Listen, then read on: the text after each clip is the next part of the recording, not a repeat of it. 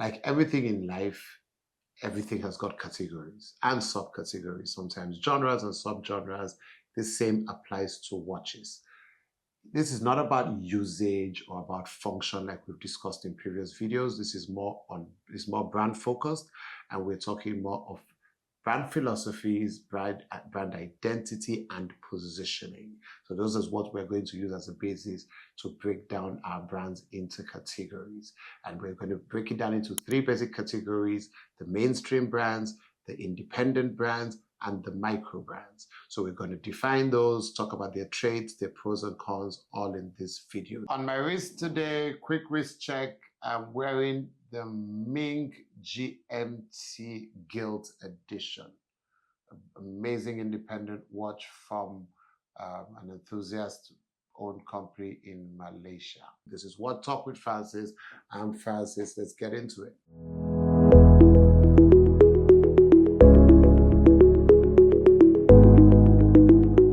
So first, we're going to talk about the most common category, which are the mainstream brands. Now, mainstream brands are typically large-scale manufacturer brands, usually backed or owned by huge conglomerates.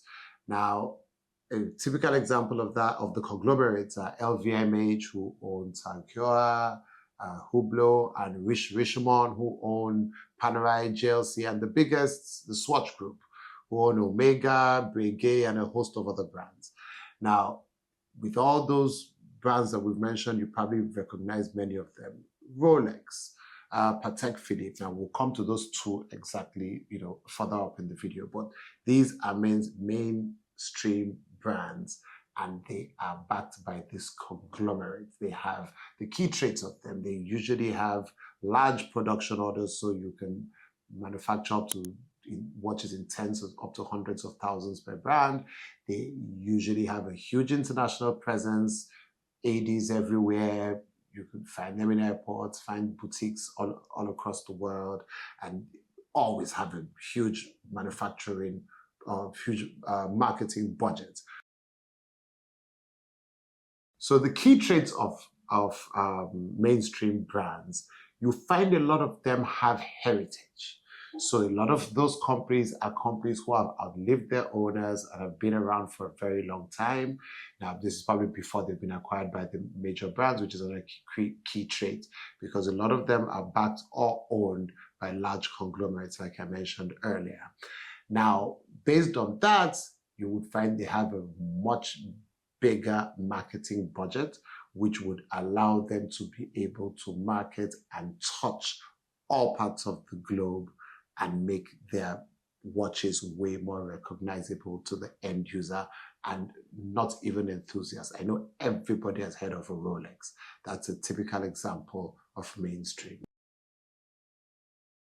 So the pros of the mainstream brands are, first of all, they have a huge service network. It's very accessible. You also tend to have good resale value because they're popular brands. Not necessarily value, but just good resale because they're popular brands, so there's usually a demand for it. And then there's the heritage factor. Everybody loves a good story. The mainstream brands tend to have that longevity and heritage. So those are the pros. Now, the cons on the other side are pretty much the fact that they're less exclusive. There'll be limited editions on some, but generally speaking, the brands don't have that exclusivity factor, and then they're just way more commercial in production because there's many people have different iterations of all the watches. Now, next we have the independent brands. This is a category very close to my heart. The independent brands are mostly privately owned watch companies. They operate totally outside the realm of the big conglomerates. They focus more on innovation, craftsmanship. They have lower production numbers, but they tend to have higher quality in craftsmanship. Not to say the mainstream brands don't have that, but the focus of the independent brands to stand out when they are going toe-to-toe with those big conglomerates has to be innovation, has to be high quality and craftsmanship. So you have watch brands like MB&F, H. Moser and Company, F. Pigeon, Richard Mille. We have loads of them. The watch I'm wearing today is Ming, and that's another type. I will get to that story in a bit because it kind of gets tricky and one category dovetails into the other, so we'll talk about that in a bit. Now, with the independent brands, the key traits, like I said, low volume, so they don't have so many watches, where you have the Rolexes and the Patek Philippe's who have hundreds of thousands of watches in production yearly. We have way fewer production numbers when it comes to the independent brands. And so that's one of those things. So there's exclusivity for sure with that. And there's usually a lot of, higher complications. Now, you could stretch the cons a bit more and say there's less visibility. But like I said, some people prefer that. So it's a pro to some, it's a con to some. But then one thing I will find as a major con is the limited service options.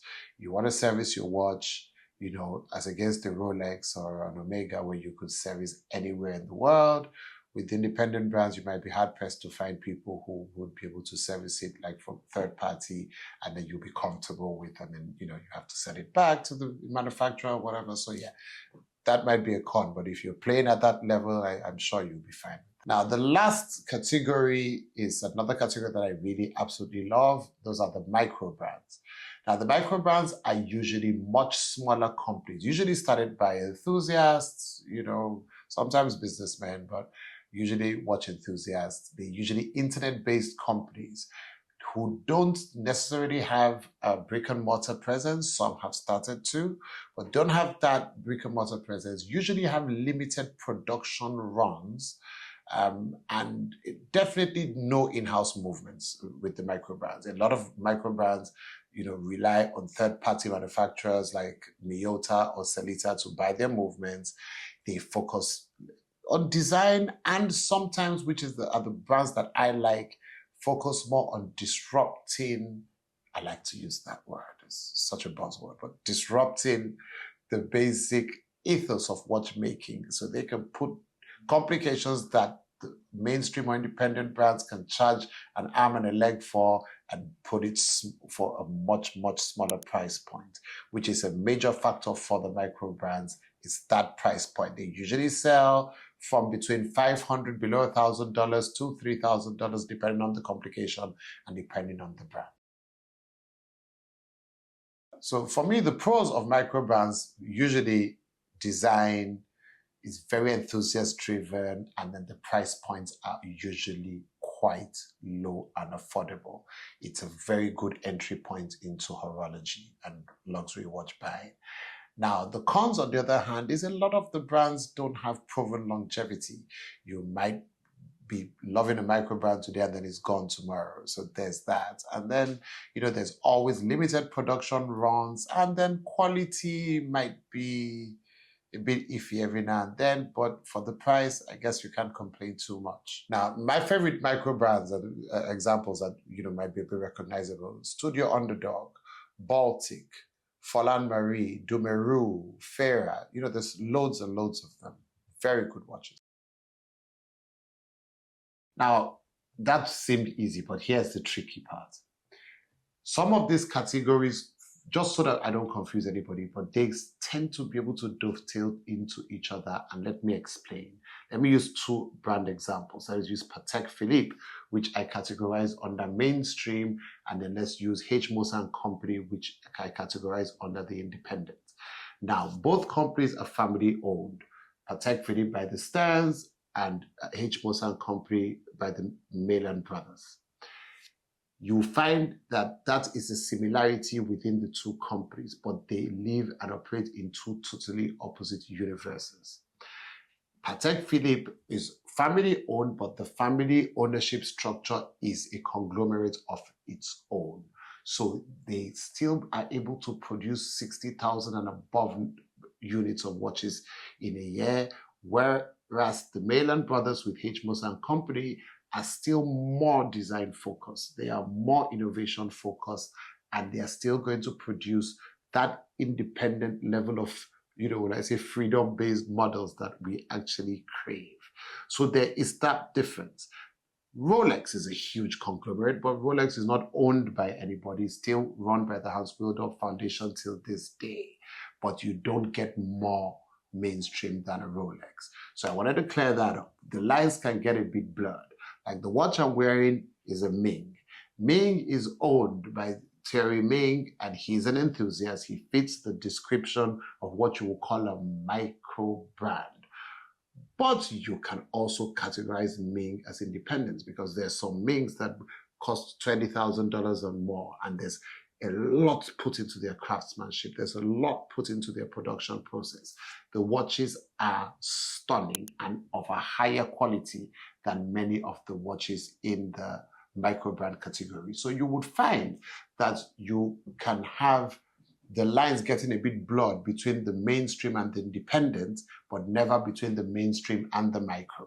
You can find lines getting blurred between the independents and the micro, but like I said, never the micro and the mainstream. So like I said, it's not just about the price point or who's wearing the watches. It is more about identity, philosophy, and positioning.